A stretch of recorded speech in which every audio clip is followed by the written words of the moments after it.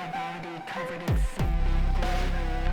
I've got no right to stay young, don't try and stop me, beauty forever. Aristocratic demon dipped in red peasant flavor. The only kind I savor, an ungodly taste of a fucking. Welcome back to the Coffin Lounge. I am your host, Vampire Kitten, and today I have a vampire musician that goes by the name of Lucretia Death. Hello. So tell us a little bit about you and yourself, and just give us a little introduction and tell us what you do. All right, so my name is Storm Moraweika, and I go by the singer name of Lucretia Death. I am an ancient historian, becoming an Egyptologist while trying to enhance vampire music for everybody to enjoy, whether you enjoy the fantasy or you actually identify. I do a little bit of both. And just trying to live life and conquer the world. That's amazing. So how long have you been, I guess let's just start from the beginning. How long have you been involved in the vampire community? Physically involved, I was 22.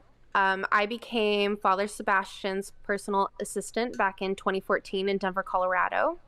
We helped create the Denver Brood together. I helped him fang a bunch of people, did the rites of transformations, and I became his student. So through Strigoi practices, he's helping me along, honing my skills within vampire magic, and then of course events that he holds. And from there I gained access and met a ton of people through Gotham and all over the United States and the world as well.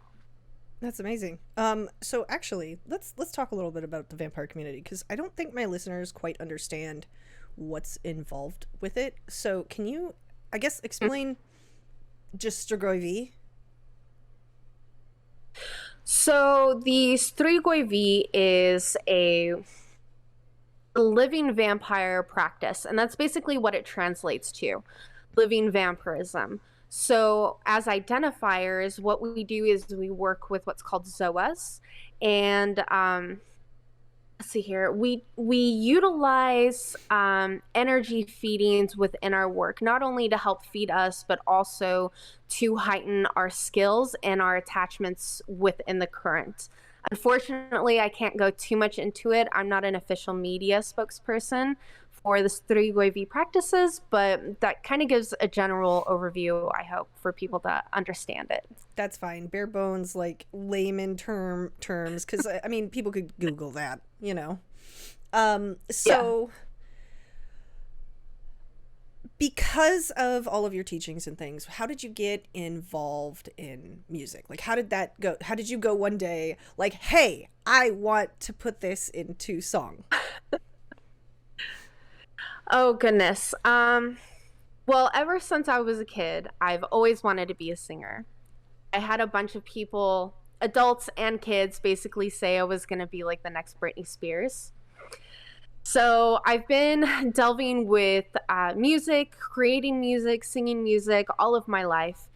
And it wasn't until a couple years ago that I was finally able to buy my own beats instead of having to rely on other people, which has always been hard. People have other lives, and payments too are really hard to get something very, very custom for me. So I found a place where I could buy my own beats, and I thought, oh my goodness, I could literally create my own music how I want to create my own music. And with the help of my friend Ever Snow, we decided to build upon vampiric songs, and the rest is history, I guess. That's so. What is so? I'm gonna link to your songs, but what is your favorite song that you've created? Because I have a couple of favorites, and I will tell them to you. Oh, I'd love to hear yours. Okay. Well, mine. Here, you go first. I'll go second. Okay. I think the number one song is definitely going to be "I'm a Bite." There's just something so fluid, so aggressive, but I don't want to say romantic, but intimate with it. It's not so violent, but it is aggressive, and it's intimate, and I don't know. I love it. It just makes me, I can't really explain it, but it is one of my favorite songs. So, going through your playlist here, I really enjoyed Owned. I think that's one of your newer ones. I liked that one a lot. I liked I'm a Bite. And I also liked, I think it was Serpent Divine and Like Bathory. Those are probably my tops. Yes. If I had to like choose of your discography, those are definitely my tops. So what goes into creating a song, like, with you? Because you can tell, like, a lot of this music has a little bit of everything in it that kind of represents you. So how do you start developing a song? So the beginning process is finding a beat. I find that I am most inspired when I hear the actual instrumentals.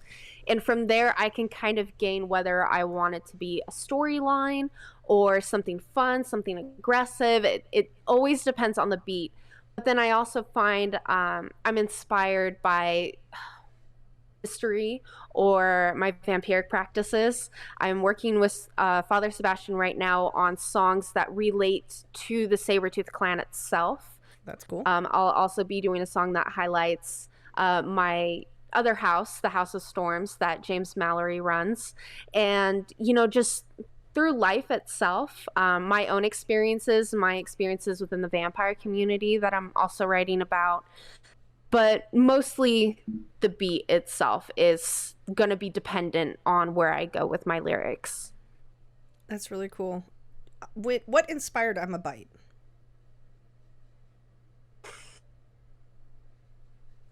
So I know I'm asking the hard questions. I don't want to say embarrassing.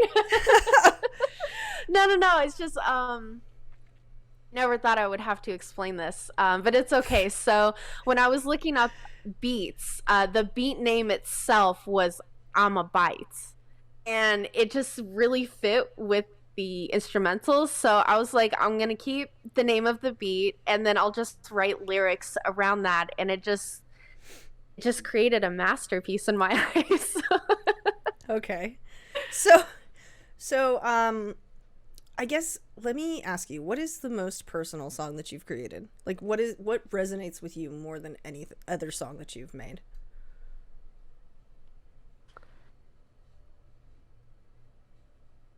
I know I'm asking the tough questions today. I'm so sorry. No, it's okay. It's okay. So the ones that are super personal and really relate to me, my experiences actually have yet to be released. So Very cool. I'll go ahead and talk about them. So I'm kind of doing like this Taylor Swift thing where I have eras with my music. And so right now I'm getting more away from the aggressive, the party self, which is totally me. I'm absolutely a partier. But now I'm going more into like my experiences as a vampire and what I've gone through, kind of my thought processes. So let me see here. Let's see here. Let's see. Okay, so the biggest one that has yet to be released, because I don't have permission yet, but I'll talk about it. So this one is called the Strigoi Morte. And the name involves the Sabretooth clan, the Order of the Strigoi V. The Strigoi Morte, like the living dead, basically. These are the spirits that we commune with a lot of the times. And I was really inspired to write this song because of Father Vincent's passing. I don't know him. With blood lineage, he is my uncle, since I am like the childer of Father Sebastian. So I wrote this song. He doesn't know that. So if he watches this will be news to him. But I was very inspired by that passing, as awful as it was and is for the vampire community. And just sort of like a remembrance that we're all going to be gone one day. Let's not so much live life, but understand it, resonate with it, continue to listen to our songs and the songs of our previous peoples, and, keep remembering them is kind of the goal of that song. And then the next one is called Blood Wars. This one's like straight, pure heavy metal. And this is about all of the drama in the vampire community. So I wrote it in a way that's almost fantastical. You won't know it's related to real events unless you know. So this will be very interesting to see exactly what people come up with. The same with The King of Fools. That song was inspired by a person. I am not going to name this person, but it's somebody that I was closely involved with for like a year or two. A lot of us were actually, and the drama that ensued between this person, another person, and a couple of other people really wreaked havoc on the community. So there's that. So the one that definitely really resonates with me, the song that is released now, would be Death Is My Name. And then let's see here. Owned would be another one. I really, really highlighted my connection to the night. And goodness, I really think that's it. I mean, all my songs represent me in some form of way, even if it doesn't really sound or look like it. There's always some part of me that I stick in there. So Right. Well, they are all very cool. So what else? What other? I guess what other? Do you have any other passions other than music? oh yes, ancient history is one of my biggest ones. Witchcraft as well. Um, and traveling's one of my biggest ones too. So I would say those three are one of the biggest pie fractions of who I am. That's cool. So tell us a little bit about your, I guess, your history with ancient history. Oh my goodness. Same with vampirism. There's, between vampirism, ancient history, and witchcraft, even before I found terms for them, those are just always things that I've known about me. So with ancient history, I grew up with ancient Egypt. I think probably like 99.9% of us did grow up with ancient Egypt at some point. But it was way more than just a phase. It was way more than just a childhood obsession. It is basically everything that I've based my life around. My whole identity is Egypt, basically. So it only made sense that I would go to school to become an Egyptologist. And I've done lectures all across the world. I did one in Austria, and then I worked at the Denver Museum of Nature and Science as a volunteer, turned into intern, but I had curators ask for me by name to help with the temporary exhibit of mummies that they were doing. I've done a documentary with a guy named Curtis and a bunch of other well-known Egyptologists throughout the field. And I've held artifacts. I've written papers. I'd like to write a book one day, do a dig. I do teachings. I reconstruct the ancient religions like Greece and Egypt. And I teach people how to practice in those traditional ways, because everything gets watered down, mixed with everything, and you just got to go back to basics sometimes. So it's everything to me. It's my whole soul. So I guess what are some of your favorite experiences in this kind of path that you've taken? Well, I have yet to visit Egypt. So if I had, I would say that. But I think it would be the moment when my boss at the Denver Museum surprised me one day. I came in like normal. I believe we were trying to recatalog and organize the artifacts in our department. And EMU is an awful system to work with. It's one of my top two systems I wish I will never work with again. But One day I came in, and my friend Jessie, who was also another intern there, she had no idea what was going on. So we're hanging out, we're laughing, we're in the education collections department, and my boss comes in, and she was like, we've got to go somewhere, and you guys can't go without me. So she had to lead us down, and we go into the bottom floor, go into this room, into this elevator, and she has to slide a card because it's restricted flooring that we're going into.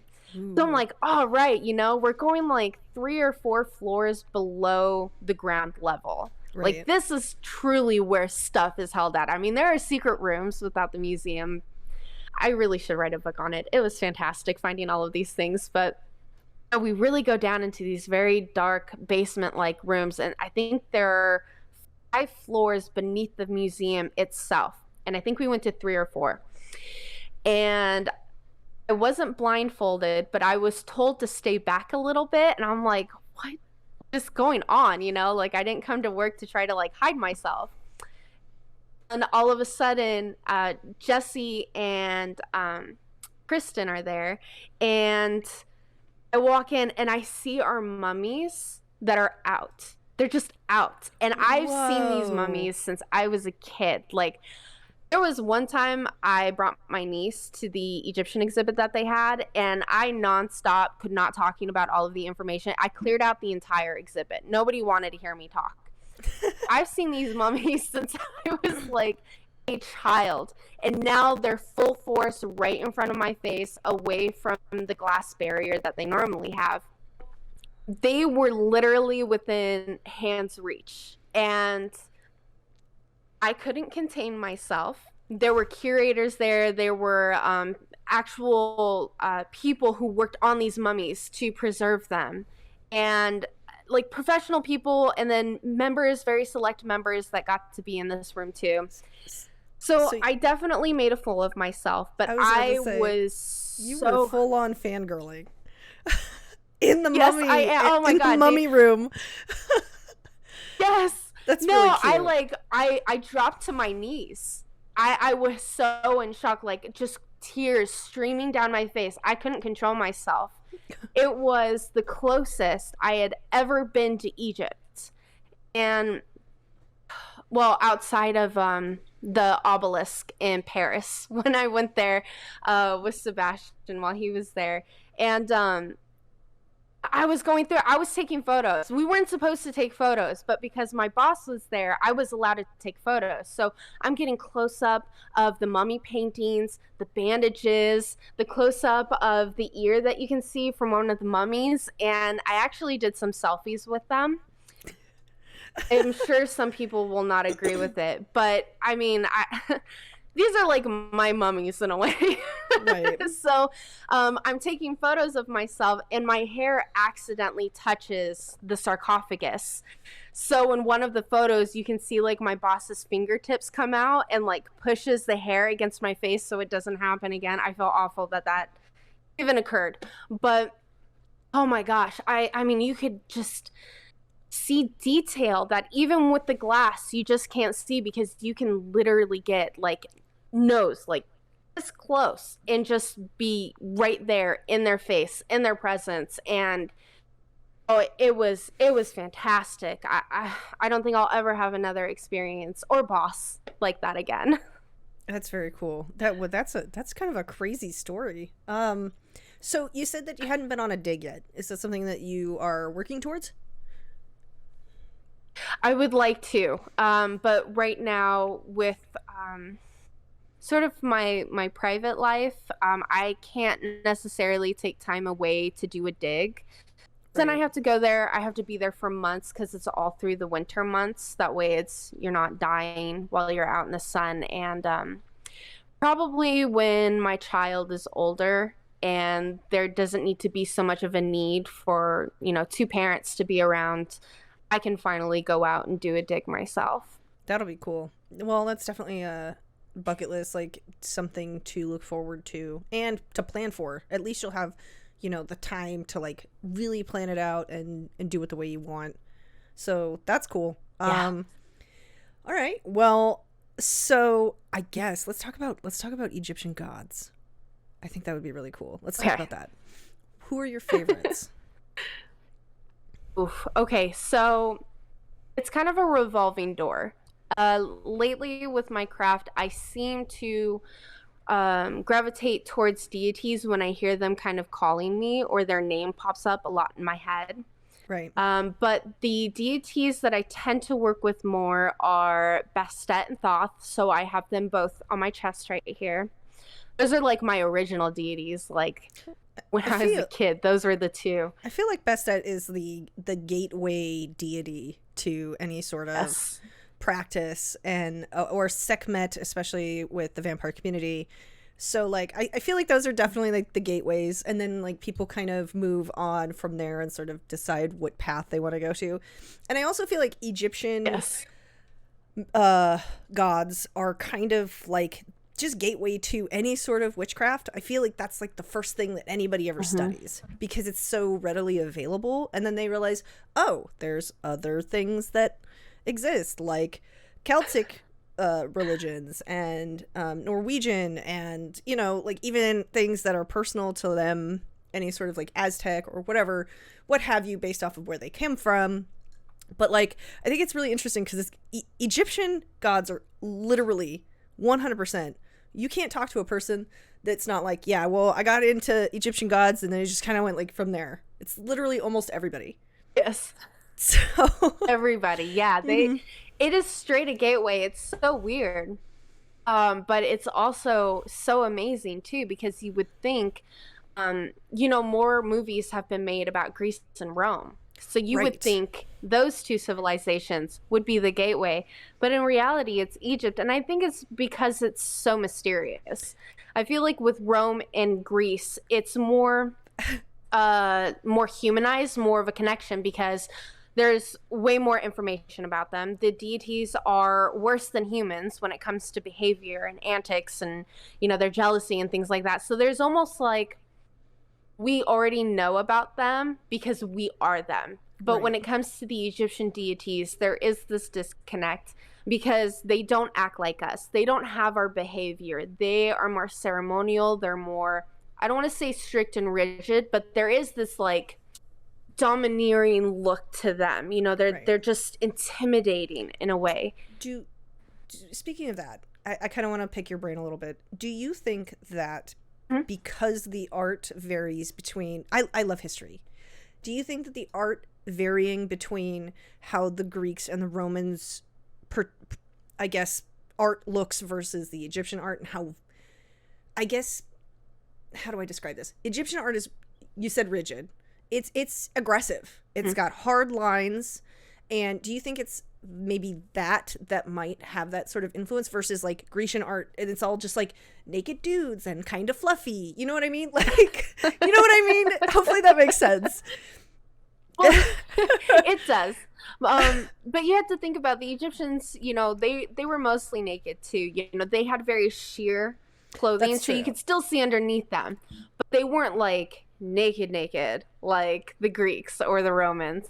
Right. So there is very subtle differences, but their artwork between 2D and 3D is astonishing, because even when the Greek civilization overtook Egypt, they still followed in those traditional art phases.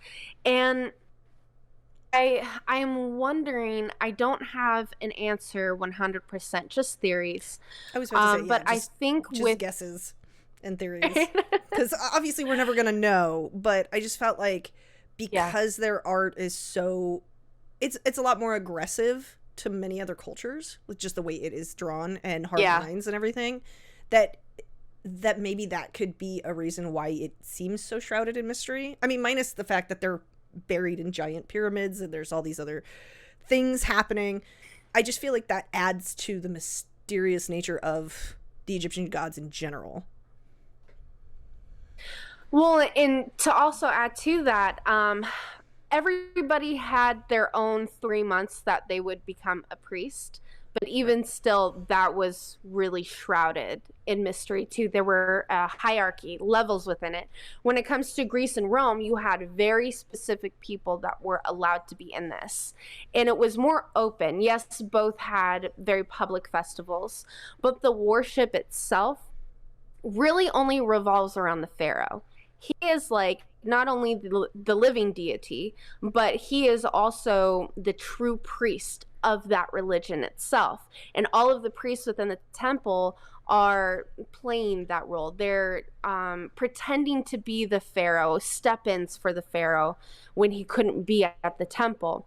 So there is that more continued disconnect. And I feel because of how ceremonious they were, not so much how strict they were strict, but how do I put this? More rigid in their practices. It was very set in stone. This, compared to the Greeks and the Romans, who were about music, dancing, feast, things like that. It did continue that ideology and that outlook of very demanding respect of it. So it's, the gods to the humans instead of everywhere else where it's like gods and humans, right. If that makes sense. Yeah, the Greeks definitely made their deities a lot more accessible for sure. So then they're just, I'm gonna say it again, they just knew how to party. I'm telling you. They really did. Yes. I also feel like while the Egyptians maybe did document things, I feel like the Greeks and the Romans definitely documented things a lot more than maybe, or I mean, we can't know for certain because I'm sure things are still lost out in that desert somewhere. I'm sure there's probably tons and tons of other things that we could uncover at some point. But it sort of feels like historically the Romans and the Greeks had a lot more, I guess, forward thinking into writing things down and making like historical records. So it did have a lot more of the historians for sure. I feel like when I compare the two, the Egyptians were fantastic at writing things down, but they wrote things down in a way that how do I put that? That was more about the pharaohs and what they were doing with everything else. Right.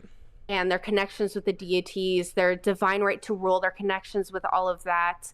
And anything else was more commerce.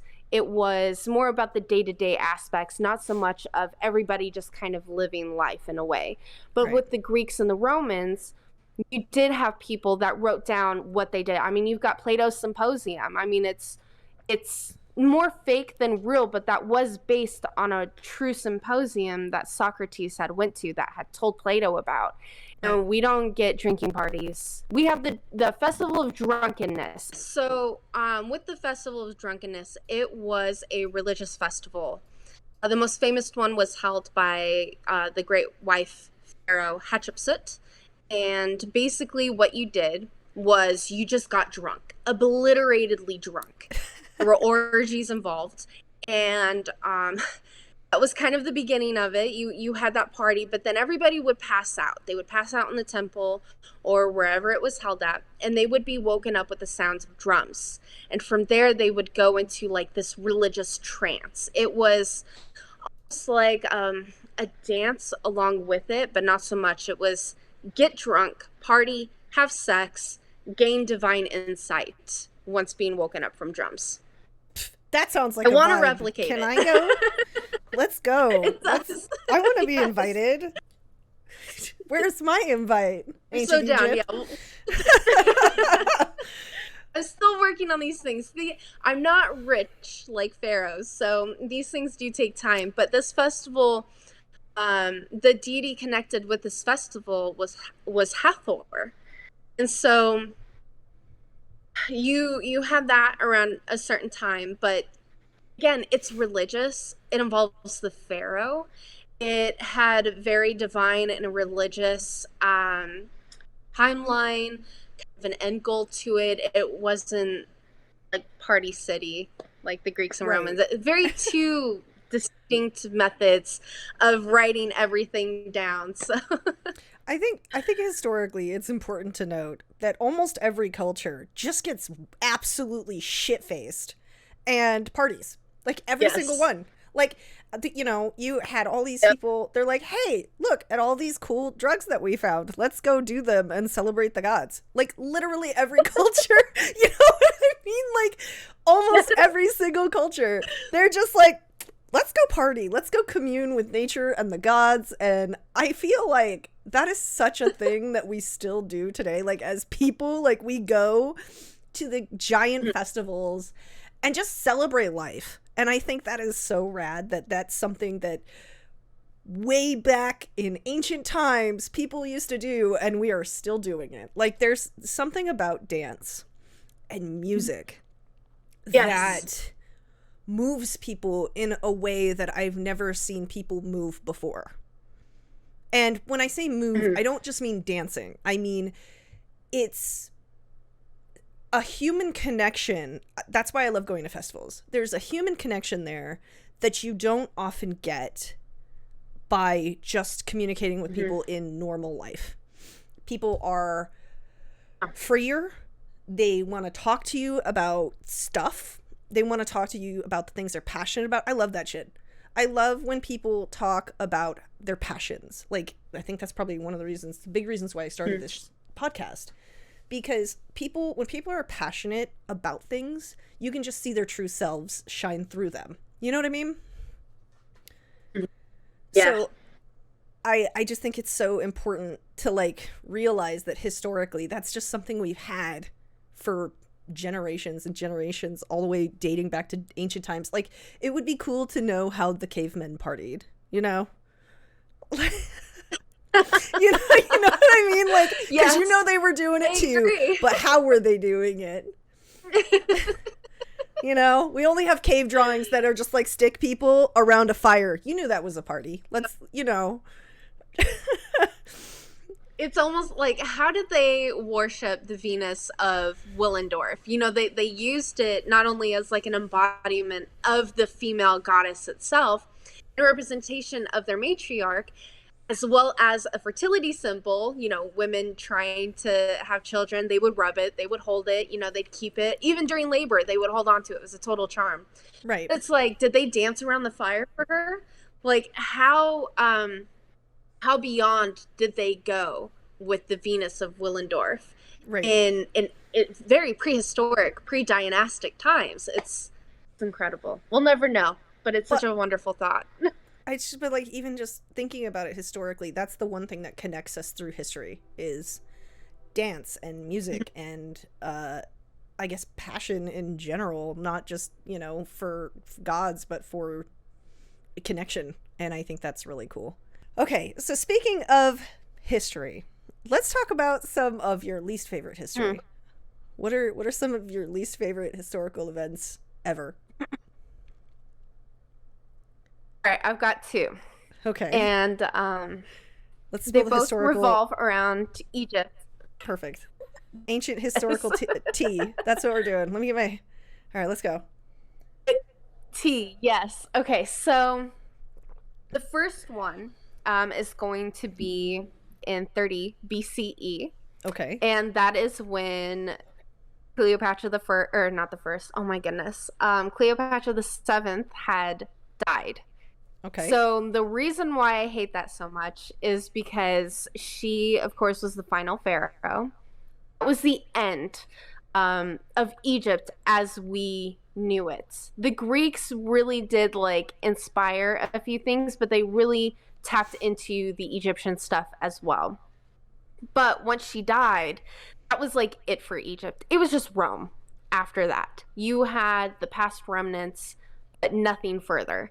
And that's what kills me. That's like the death of Egypt in my eyes, was her death.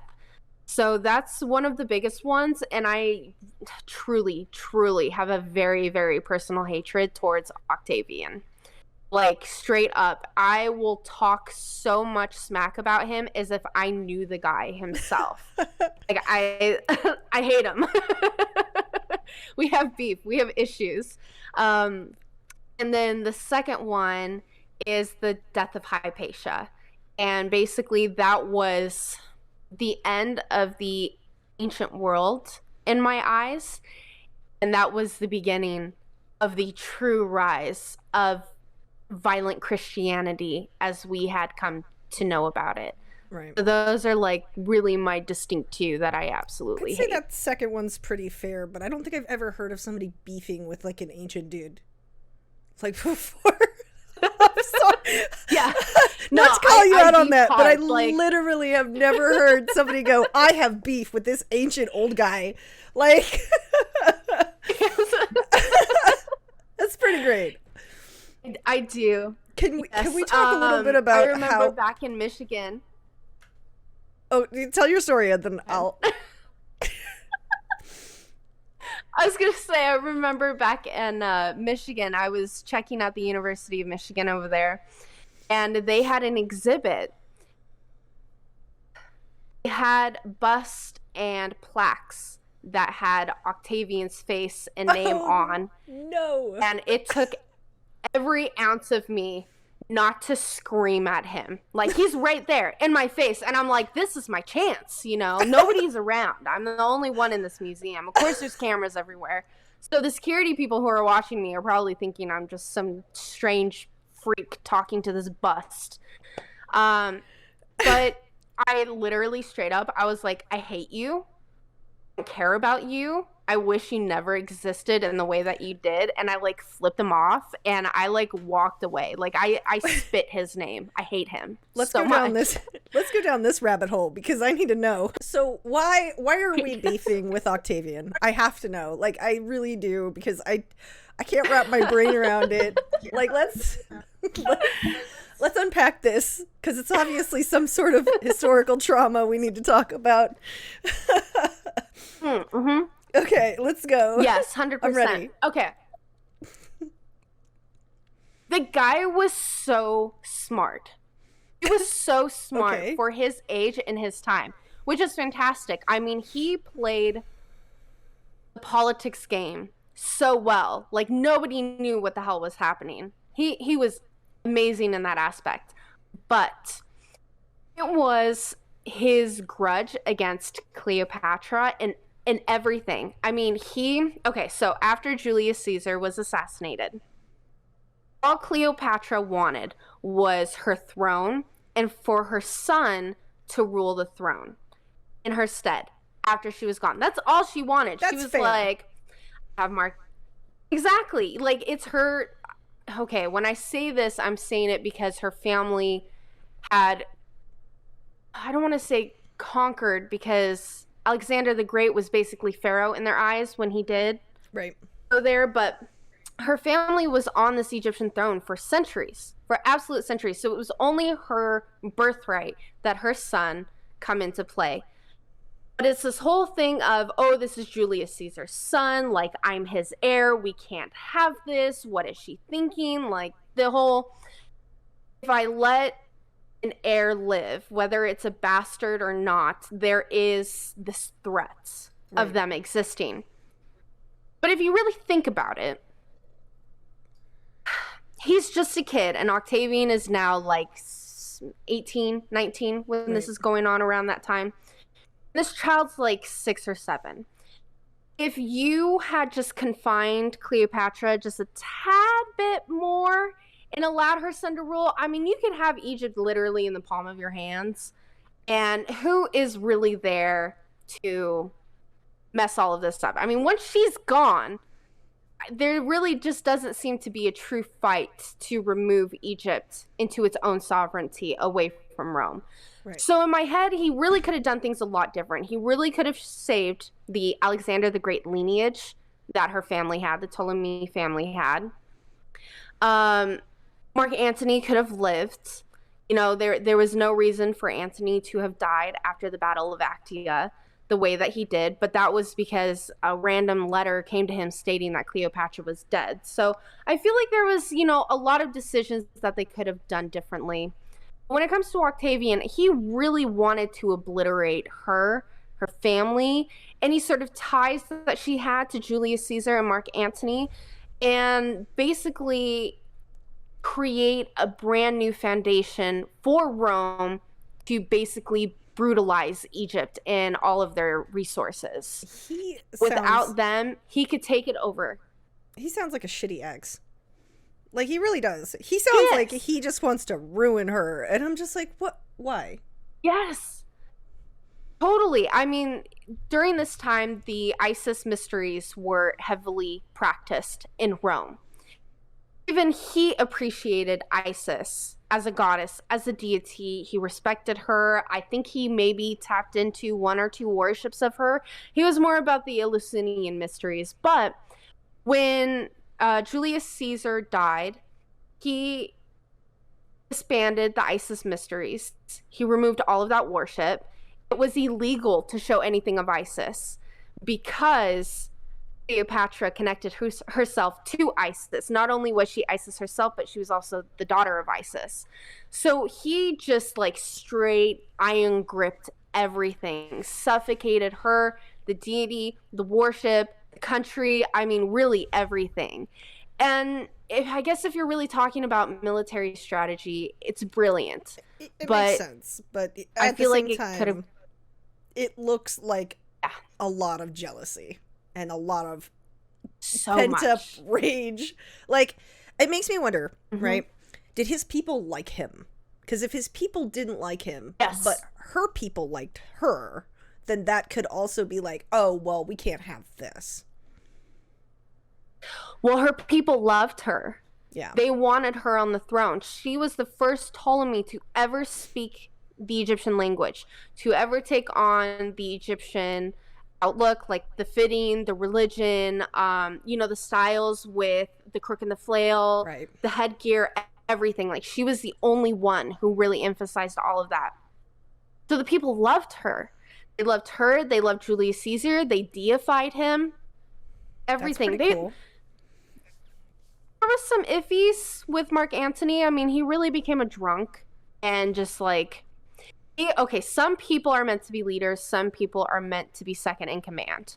And though he wanted the respect that Julius Caesar had, he was always going to be second in command to somebody, whether it was Octavian, Cleopatra, or Julius Caesar, right?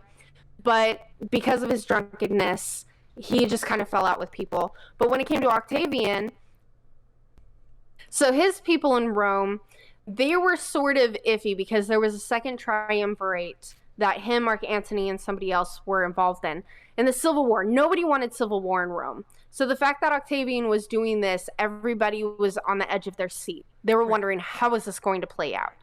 But after he had won and reestablished Rome, he was like the gift from the gods themselves. Everybody adored him. Everybody loved him. Everybody tried to be him, especially emperors after him.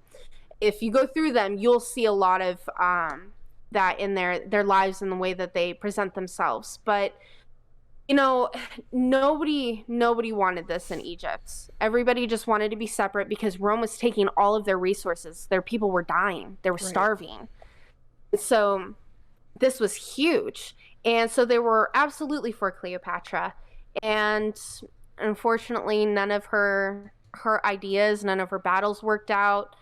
She did try to plead with Octavian, do what you will with me, but leave my son alone. Let him rule. That's all I ask. Like, I'll even kill myself. Like, I will literally get out of your way.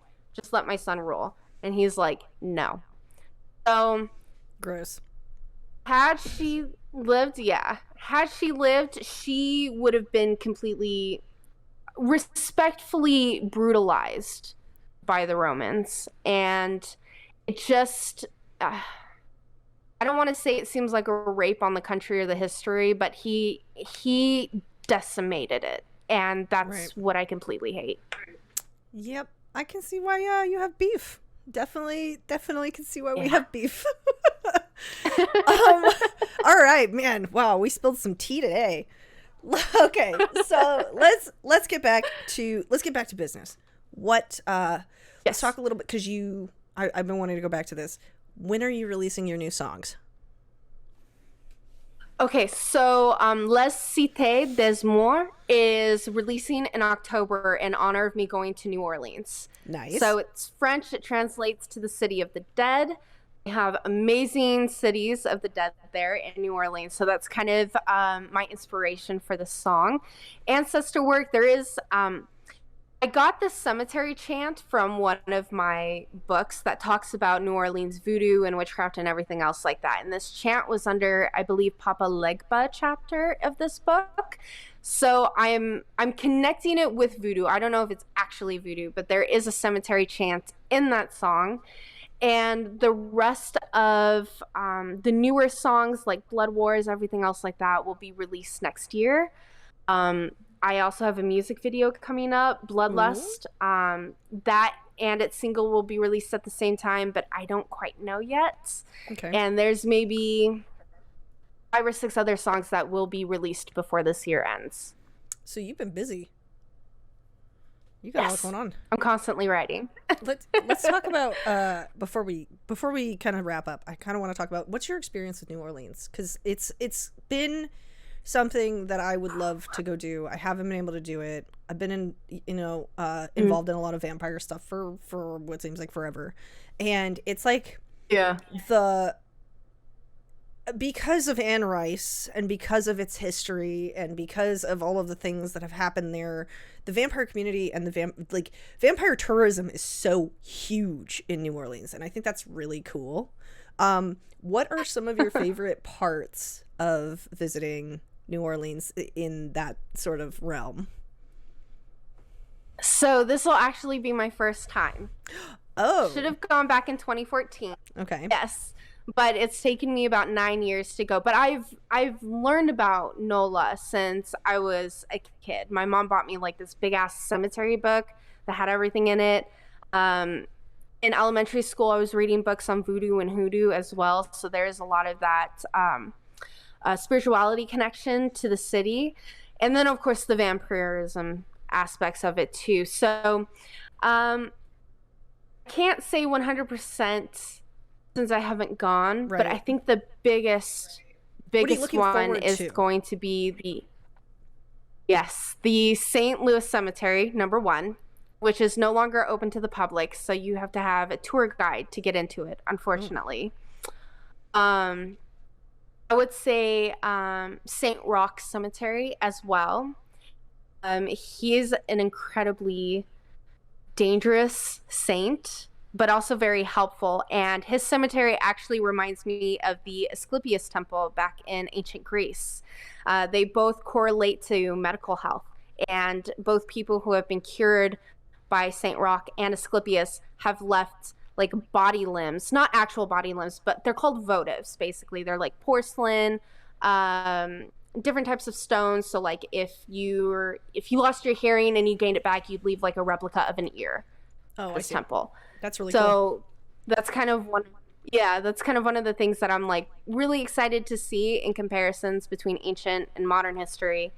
And then the swamps. I'm really excited to see the swamps for some odd reason. I don't know. And then of course all like the voodoo locations and things like that. But I think the recent thing that I've learned about that I'm really, really dying to go to, I think it's called Pop's Fountain, and it's by this lake, and it has an extreme history with witchcraft and voodoo. Like Marie Laveau is said to have done rituals there. I mean, she's done rituals in St. Roch Cemetery as well. Then there's the witch queen. I can't remember her name, but she did a lot of rituals there too. So everything that I've read at this location, the energy, you can just feel it's way different than anything else around the city. This is pretty. So that's something that I'm like really looking forward to. Speaking of kind of like, I guess supernatural tourism, because that's what this is really. At the, Yeah. Have you been to Salem? Yes. Okay. Yes, I have. I just wasn't sure because I know miss Salem. That's like I do too. That's like everybody's like dream to get to. I feel like it's either New Orleans or Salem. It's one or the other, and you have like you're like one's the top and one's the other, and I'm gonna get to both of them, but that's the thing. I love Salem. I think what is happening in Salem is just so cool. Like it's so cool. I know. I went during mid-October, which I feel like was the best time to go. I Oh, didn't go on October it like the is. 31st. I didn't really want to deal with all of like the people. But it's so cool because it's like so many like witch-owned businesses are moving in and things now, and I am here for it. Like that is so cool. Yeah, when I went to Salem, it was like May. I was young. I was in elementary school. That's still cool though. It's like But that all year. yeah, and it is. I mean, you don't get the ambience of like the autumn season, which you got, which I'm like so jealous you got to experience. Just go. But just being like, oh God, I need to. I finally went to like LA, then NOLA, been to like Paris. Now I got to go back to Salem and live my adult dream there instead of my kid dream. But I mean, Salem itself, it's just so different, and it's sad. Like I have this like deep hatred against Christianity. So like going there, it almost fueled it because we're near the graves. You know, Proctor's Ledge is where they officially figured out where they hung them. And, you know, you just get that violent history right in your face. And the energy itself, too, I feel like you can feel. I think that if I were to be beefing with somebody, it would definitely be John Proctor. I think... Really? I feel like he's kind of a terrible person. Like... You know, if I had to beef with somebody, I think it would definitely be him. Like, I feel like he should be up there with who we're beefing with. You know, like the top tier like historical figures we're beefing with. Okay, I'm sorry. You're good. No, it just took me by surprise because he was one of the accused. And that was a whole shipwreck in itself. So I wish people just can't be trusted. I'm telling you. All right. So let's do you have any projects coming up? Do you have anything cool coming up? Let's see here. I do have another performance that's happening in November in Prescott Valley, Arizona. I don't have all of the information, so if anybody is in the area or wanting to travel, keep a lookout on my social media because I will have a flyer soon enough.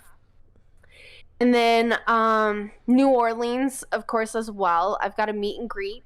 The first night that we're there, we're going to go around to very specific locations like the Boutique du Vampyre, the Ursuline Convent, and other locations as well. Do like a quick history review. And then after that, I don't have much. I'm just going back to school, so. Very cool. When do you finish school? Next year, hopefully. And depends on my ancient Greek. I was about to say, what are your plans after school? Like, what do you really want? Like, what's your dream job? I have a lot, to be honest. Like, I want to teach, I want to do digs, I want to work in a museum. Either revamping already exhibits that are in existence but just need like a little extra oomph, or doing temporary exhibits, you know, pulling artifacts from museums like the Cairo Museum and allowing people to get a new glimpse at Egypt, not do like the random same old Tut, Ramses, you know, things like that. Travel lectures where I talk about certain subjects and I travel across the nation or the world. But also, you know, building my own temple for a while there. I have this temple called Cadet Temple where I teach people these reconstructed religions of Egypt, Greece, and Rome. So people who enjoy that, maybe have already dipped their toes in that practice, can get an actual true historical sense of how these ancient people worshipped. Right. That is a whole thing, though. That's really cool, though. I don't know has anybody done that? There are some reconstructed religions, very, very small groups. But what I'm trying to do is like a massive scale. So, like, I want to build a legit Karnak temple somewhere here in the US, I'm not sure, where it would be like a spa or a health resort, because people in Egypt would go to temples to heal whatever illnesses that they had. Like have a birthing room, have a mortuary room, and do sort of like museum stuff where people can go and like tour and kind of really resurrect it. But I'm not a millionaire, so. Well, good luck in finishing school, and you got this. And I know that if that's your dream, everybody should definitely reach for their dreams as much as they can. Investors are a thing, something that exists. So maybe somebody will be like, it's true. Hey, I saw you on this podcast and you're doing something cool. So let's just, fingers crossed, knock on wood. So anyway, yes. Thank you so much for being on the show today. I appreciate you. Where can people find you? Thank you for having me on the show. It's been a great opportunity here, so I really appreciate it. And people can find me on Facebook, Instagram, TikTok, where else? Twitter as well.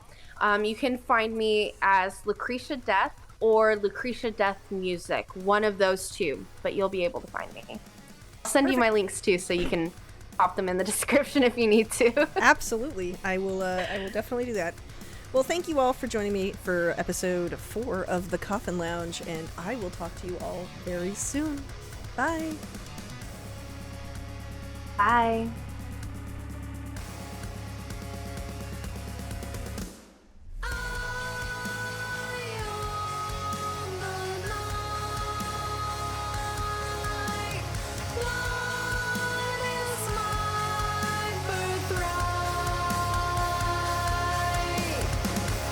I cannot die, I do not